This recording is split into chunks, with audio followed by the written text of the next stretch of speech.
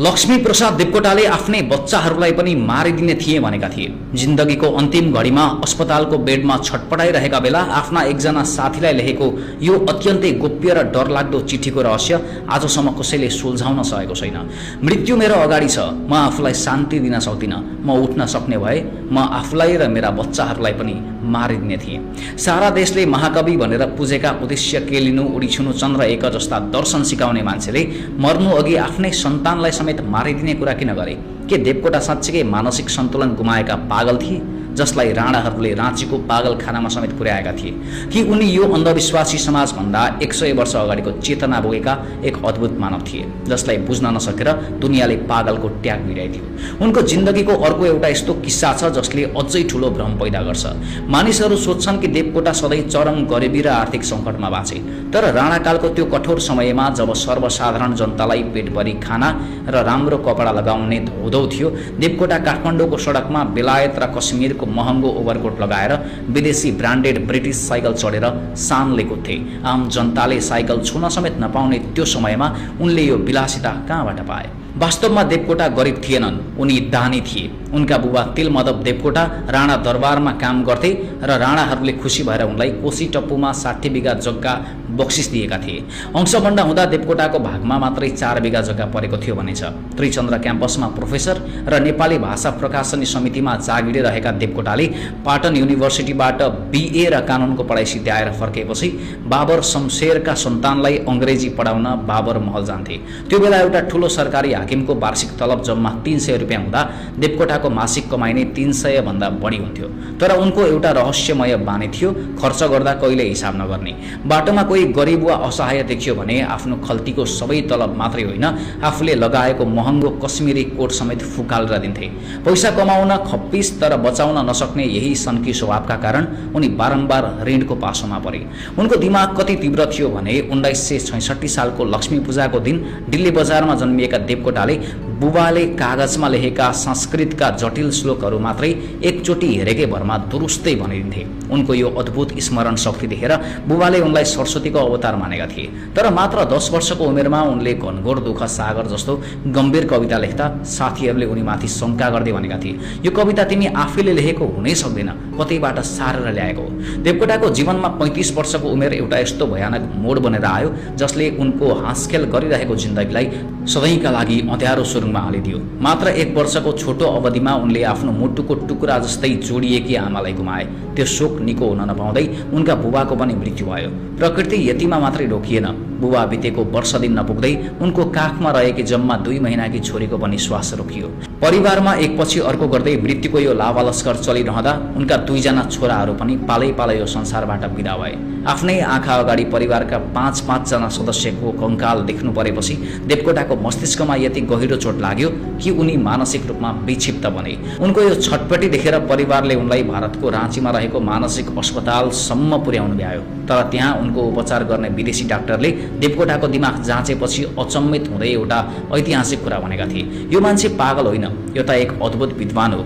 उनी यो राणाकालीन नेपालमा जन्मिनु नै त्यो भूगोलको सबैभन्दा ठुलो दुर्भाग्य हो। पागलखानाबाट फर्किएपछि देवकोटाको भित्री दिमाग एउटा यस्तो मेसिनमा बदलियो जसले कुरा गर्दा गर्दै कविताका पानाहरू भरिदिन्थे। मानिसहरू एउटा सानो कविता लेख्न महिनौ लाउँछन्, तर देवकोटाले मात्रै 3 महिनाको अवधिमा विशाल शकुन्तला महाकाव्य लेखेर सिद्ध्याइदिए। उनको लेखनको गति कति अचम्मको थियो भने मात्रै 10 घण्टाको समयमा उनले सिङ्गो सुलोचना महाकाव्य तयार पारेर छाडिदिए र मात्र 1 रातको अवधिमा उनको प्रसिद्ध कुञ्जिनी खण्डकाव्य जन्मियो। उनी छिटो मात्रै लेख्दैनथे, उनको रचनाको स्तर यति अब्बल हुन्थ्यो कि पाठकहरू मन्त्रमुग्ध हुन्थे। उनले त्यही रूढिवादी समाजको भित्री रूपलाई चित्रण गर्दै काठमाडौँको रैथाने भाकालाई टपक्क टिपेर एउटा गरिब भोट र भोटे र उसकी श्रीमतीको प्रेम कथा लेखे जसको नाम थियो मुनामदन। यो पुस्तक नेपालको इतिहासमै सबैभन्दा धेरै बिक्री हुने अमर कृति बन्यो। देवकोटाको दिमागमा 24 घण्टा चल्ने यो साहित्यिक विस्फोट देखेर उनका समकालीन लेखक बालकृष्ण समले भनेका थिए, लक्ष्मी प्रसाद देवकोटा यो धरतीमा 3 पटक जन्मिएका छन्। पहिलो पटक मुनामदनमा, दोस्रो पटक शकुन्तला महाकाव्यमा र तेस्रो पटक पागल कवितामा। साँच्चीकै देवकोटाले जब आफ्नो प्रसिद्ध पागल कविता लेखे तब समाज छक्क पर्यो। सामान्य मान्छेले आँखाले देख्ने यथार्थ र देवकोटाको दिमागले सोच्ने ब्रह्माण्डको बीचमा जमिन आसमानको फरक थियो। उनको यो पागल कवितापछि अङ्ग्रेजी भाषामा द लुनेटिक नामबाट अनुवाद समेत गरियो। देवकोटा केवल नेपाली भाषामा मात्र सीमित थिएनन्, उनी अङ्ग्रेजी भाषामा पनि उत्तिकै अब्बल र खतरनाक लेखक थिए। उनी बेलायती साहित्यका दिग्गज लेखकहरू विलियम वर्ड्सवर्थ र स्यामुएल टेलर कलरिजका रचनाहरूबाट निकै प्रभावित थिए र उनी आफैले पनि अङ्ग्रेजी भाषामा कैयौँ लामा महाकाव्य र निबन्धहरू लेखेर विदेशी विद्वानहरूलाई समेत अचम्ममा पारेका थिए। साहित्यको आकाशमा उडिरहेका देवकोटालाई अचानक राजनीतिले यसरी तान्यो कि उनी एउटा अर्को रहस्यमय चक्रव्यूहमा फसे। विक्रमसम्म 2004 सालमा नेपाली राष्ट्रिय काङ्ग्रेसका नेताहरूले राणा विरुद्ध विद्रोह गर्न देवकोटाको क्रान्तिकारी कलमको मद्दत चाहे। उनलाई बनारस गएर पार्टीको काम गरे बापत एउटा नयाँ घर बनाइदिने, मोटो महिनावारी तलब दिने र काठमाडौँमा रहेको उनको परिवारको सम्पूर्ण रेखदेख गरिदिने ठूलो आश्वासन दियो। आफ्ना साथीहरू र नेताहरूको कुरा पत्याएर देवकोटाले आफ्नो जागिर, घरबार र कसैलाई समेत केही नभनी सुटुक्क बनारस भाग्ने निर्णय गरे। त्यहाँ पुगेर उनले राणा विरोधी युगबाडी पत्रिकाको सम्पादक भई आफ्ना तीखा शब्दहरू मार्फत नेपाली जनतालाई राणाहरू विरुद्ध खडा हुन प्रेरित गरे। तर बनारस पुगेपछि देवकोटाले जीवनकै सबैभन्दा ठूलो धोका पाए। नेताहरूले उनलाई दिने भनेको तलब कहिले दिएनन्। पैसाको यति चरम अभाव भयो कि देवकोटाले आफ्नो पेट पाल्न र चुरोट किन्न समेत पैसा नभएर आफ्ना अमूल्य किताबहरू कौडीको भाउमा बेच्थे। उता काठमाडौँमा राणाहरूले उनको घरलाई कङ्ग्रेसको घर भन्दै कब्जा गरे र देवकोटामाथि देशद्रोहको गम्भीर मुद्दा चलाए। भोक र अभावले थिचिएपछि देवकोटाले बाध्य भएर राणा सरकारलाई एउटा चिठी लेखे, जसमा उनले म अब कहिले राजनीतिमा लाग्ने छैन, मलाई माफी दिइयोस् भन्दै माफी मागे। राणाहरूले माफी दिएपछि मात्र उनी नेपाल फर्कन पाए। नेपाल फर्किएपछि देवकोटा नेपाली कङ्ग्रेसका नेताहरूसँग यति क्रुद्ध भए कि उनले कङ्ग्रेस नेता कृष्णप्रसाद भट्टराई भारतीय नागरिक भएको र नेपालमा बस्न नमिल्ने दावी गर्दै उनी विरुद्ध अदालतमा मुद्दा समेत हालेका थिए, जुन मुद्दा पछि भट्टराईले नै जिते। तर राजनीतिमा देवकोटाको भूमिका यतिमै सकिएन। 2007 सालमा राणा शासन ढलेपछि राजा त्रिभुवनले उनलाई सल्लाहकार सभाको सदस्यमा मनोनित गरे, जसलाई पछि राजा महेन्द्रले पनि निरन्तरता दिए। देवकोटाको व्यक्तित्व यस्तो थियो कि राणाहरू, विद्रोही काङ्ग्रेस, राजा त्रिभुवन र राजा महेन्द्र सबैले उनलाई आफ्नो बनाउन चाहे। तर वास्तवमा देवकोटा भित्रैदेखि कसका समर्थक थिए, यो कुरा जति साहित्यिक रूपमा रहस्यमय छ त्यति नै राजनीतिक रूपमा पनि जेलिएको छ। उनको वैचारिक दर्शन पनि उत्तिकै रहस्यमय थियो। एउटा चर्चित किस्सा छ। उनले यात्री कवितामा लेखे, कुन मन्दिरमा जान्छौ यात्री, कुन मन्दिरमा जाने हो। यो कविता पछि वासुदेव चलचित्रमा रविन शर्माको आवाजमा चर्चित गीत बन्यो। आफ्नै नास्तिक जस्ता देखिने देवकोटाले मन्दिर धाउने यात्रीहरूलाई भगवान ढुङ्गामा होइन मानिसभित्रै खोज्न सिकाए। तर उनको अर्को प्रसिद्ध कविता छ उद्देश्य केलिनु उडी छुनु चन्द्र एक। यो कवितामा उनले मानिसको लक्ष्य सानो होइन चन्द्रमा जस्तै विशाल हुनुपर्छ भन्ने सन्देश दिएका छन्। अचम्मको कुरा त के छ भने देवकोटाले यो कविता लेख्दाको समयमा नेपाली समाजले चन्द्रमालाई एउटा अभेद, अलौकिक र धार्मिक देवता मात्रै मान्थ्यो। चन्द्रमामा पुग्ने कुरा सोच्नु पनि त्यो बेला पागलपन थियो। तर देवकोटाले कविता लेखेको केही समयपछि नै तत्कालीन सोभियत सङ्घको रकेट लुना 2 साँच्चीकै चन्द्रमामा पुग्यो। उनी दूरदर्शी थिए, तर संसारले उनलाई सधैँ पागल नै देखिरह्यो। साहित्य र राजनीतिको चक्रव्यूहमा फसेका देवकोटाको जिन्दगीमा विक्रमसम्म 2014 सालमा अर्को एउटा ठूलो विस्फोट भयो। राजा महेन्द्रले डाक्टर केआई सिंहलाई देशको प्रधानमन्त्री नियुक्त गरे र सोही मन्त्रीमण्डलमा देवकोटा जम्मा 110 दिनका लागि देशको शिक्षा मन्त्री बन्न पुगे। मन्त्री भएकै समयमा सोभियत सङ्घको उज्बेकिस्तानको राजधानी तास्कन्दमा एस्ट्रो एसियन राइटर्स कन्फरेन्स भयो र त्यही कार्यक्रम हुँदा देवकोटाले त्यहाँ भाग लिन जाने निर्णय गरे। उनले त्यो बेलाको जननिर्वाचित सरकारसँग तास्कन्द जानका लागि अनुमति त लिए, तर एउटा गम्भीर गल्ती गरे। उनले यति ठूलो निर्णयका बारेमा स्वयं राजा महेन्द्रलाई कुनै जानकारी नै दिएनन्। उनी सुटुक्क भारतको नयाँ दिल्ली पुगे र त्यहाँबाट भिजा लिएर सिधै तास्कन्द उडे। राजाबाट अनुमति नलिई विदेशी भूमिमा कम्युनिस्टहरूको गढ मानिने सोभियत सङ्घ पुग्नु त्यो बेलाका लागि ठूलो अपराध मानिन्थ्यो। काठमाडौँमा देवकोटाका विरोधीहरू सर्वलाउन थाले। उनीहरूले राजा महेन्द्रको कान भर्दै भने देवकोटाले राजाको घोर अपमान गरे। उनी त भित्रभित्रै कम्युनिस्ट भइसकेका रहेछन् र तास्कन्दा गएर त्यसकै बदनाम गरे। राजा महेन्द्र यो कुरा सुनेर रिसले चुर भए र देवकोटालाई देशद्रोहको शैलीमा दण्डित गर्ने कडा आदेश दिए। देवकोटाको 3 महिनाको सरकारी तलब तुरुन्तै रोक्का गरियो, जसका कारण उनी फेरि गम्भीर आर्थिक र मानसिक चिन्तामा डुबे। यद्यपि केही इतिहासकारहरू भन्छन् कि उनको 3 महिनाको नभई जम्मा 1 महिनाको मात्रै तलब रोकिएको थियो। तर राजाको यो दण्डले देवकोटालाई भित्रदेखि हल्लाइदियो। के देवकोटा साँच्चीकै नास्तिक र कम्युनिस्ट थिए त? यो एउटा यस्तो रहस्य हो जसलाई कसैले प्रमाणित गर्नै सकेको छैन। तर एउटा कुरा सत्य के हो भने उनी कम्युनिस्ट नेतासँग निकै नजिक भने थिए। यही सिलसिलामा देवकोटाले चीनको ऐतिहासिक भ्रमण गर्ने मौका पाएका थिए, जहाँ उनको भेट चीनका इतिहास पुरुष कमरेड माओसँग भएको थियो। माओको व्यक्तित्वबाट प्रभावित भएर देवकोटाले उनको प्रशंसामा एउटा कडा कविता समेत लेखेका थिए, जसको शीर्षक थियो सुपुत्र ए चीनका।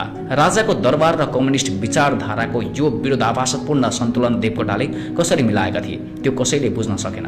यसैबीच विक्रम सम्वत 2013 सालमा त्रिभुवन विश्वविद्यालयको स्थापना हुँदा उनी विश्वविद्यालय कमिसनको एउटा महत्त्वपूर्ण सदस्य समेत बनेका थिए। तर उनको यो सुखद समय धेरै समय टिकेन।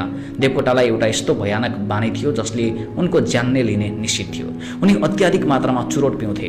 दिनमै कयौं बट्टा चुरोटका बट्टाहरू रित्याइन्थे। यही अत्याधिक धुम्रपानका कारण विक्रम सम्वत 2015 सालमा उनलाई एउटा ज्यानमारा रोगले समात्यो। यही अत्याधिक धुम्रपानका कारण विक्रम सम्वत 2015 सालमा उनलाई एउटा ज्यानमारा रोगले समात्यो, इन्टेस्टाइनल क्यान्सर अर्थात् आन्द्राको क्यान्सर।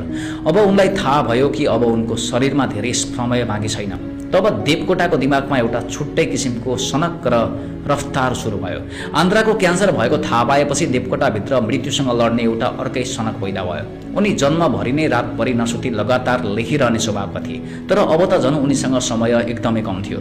आफू धेरै दिन नबाँच्ने निश्चित भएपछि उनले रातभरि बसेर आफ्ना बाँकी रहेका फुटकर कविता र कृतिहरू धम्माधम लेखेर सिध्याउन थाले। मानव उनी मृत्युलाई पर्खिरहेका थिएनन्। मृत्यु आउनु अघि आफ्ना दिमागमा भएका शब्दको ब्रह्माण्डलाई कागजमा उतारिरहेका थिए। यही समयमा उनको मानसिक सन्तुलन फेरि गुम्न थालेको हल्ला काठमाडौँमा फैलियो। उनलाई उपचारका लागि काठमाडौँको शान्त भवन अस्पतालमा भर्ना गरियो, जहाँ उनको अवस्था दिनानुदिन बिग्रिँदै गयो। त्यहाँ उनको उपचार गरिरहेका एकजना अमेरिकी डाक्टरको सेवाबाट प्रभावित भएर देवकोटाले आफ्नो एउटा कवितामा धन्यवाद दिँदै लेखेका थिए, मैले यति महान डाक्टरभन्दा ठुलो चमत्कार कहिले देखिन। तर तिनै डाक्टरले पनि देवकोटाको शरीरलाई क्यान्सरको चक्रव्यूहबाट बचाउन सकेनन्। अस्पतालको बेडमा छटपटाइरहेका बेला देवकोटाले आफ्ना साथीलाई लेखेको त्यही डरलाग्दो चिठीले उनको भित्री मानसिक द्वन्द्वलाई छताछुल्ल पारेको थियो, जसमा उनले आफू बाँचेमा आफ्ना बच्चाहरूलाई समेत मारिदिने भयानक कुरा उल्लेख गरेका थिए। यो कुरा उनले किन भने यसको रहस्य आजसम्म कसैले खोल्न सकेको छैन। जब अस्पतालले पनि माया मार्यो तब उनलाई हिन्दू परम्परा अनुसार पशुपतिनाथको आर्यघाटमा लिइयो। विक्रम सम्वत 2016 सालको एउटा चिसो रात बागमती नदीको किनारमा मृत्युको अन्तिम घडी पर्खिरहँदा देवकोटाको मुखबाट ती रहस्यमय मर्मस्पर्शी शब्दहरू निस्किएका थिए, प्रलय निदमा सुतिरहेछु, मेरो ब्रह्माण्ड जलान सकेन। यो उनको चेतनाको अन्तिम विस्फोट थियो, जसले सुन्नेहरूको मुटु कमाइदिएको थियो। त्यही रात नेपाली साहित्य र राजनीतिको एउटा विशाल अद्भुत र रहस्यमय व्यक्तित्व सधैँका लागि अस्थायी। देवकोटाको मृत्युसँगै नेपालले एउटा यस्तो दिमाग गुमायो जसलाई जिउँदो छँदा यो रूढिवादी समाजले कहिले बुझ्न सकेन। मानिसहरूले उनलाई पागल भने, किनभने उनी चन्द्रमा छुने कुरा गर्थे, जुन कुरा त्यो बेलाको अन्धविश्वासी समाजका लागि कल्पना बाहिरको कुरा थियो। तर देवकोटाको मृत्युको केही समयपछि नै संसारले देखियो कि मानिस साँच्चीकै चन्द्रमामा पुग्यो। उनले आफ्नो जीवनभरि ठूला ठूला सफलता र कालजयी कृतिहरू त दिए, तर त्यसको बदलामा उनले आफ्नै सन्तानको मृत्युको असह्य पीडा र शासकहरूको कडा दण्ड समेत भोग्नु पर्यो। उनी महँगो कश्मीरी कोट र ब्रिटिस साइकल चढ्ने महाकवि पनि थिए र आफ्नो कोट समेत गरिबलाई दान दिएर चुरोट किन्ने पैसा नभई भौतारिने सन्की पनि थिए। महाकवि लक्ष्मीप्रसाद देवकोटाको यो रहस्यमय जीवनकथा आज पनि नेपाली इतिहासको एउटा यस्तो पाना हो जसलाई जति पल्टायो त्यति नै नयाँ रहस्य थप्दै जान्छ। हवस् त, यस्तै खोजमूलक भिडियोका लागि ट्रेभल्स टिभी हेर्दै गर्नुहोला। नमस्ते।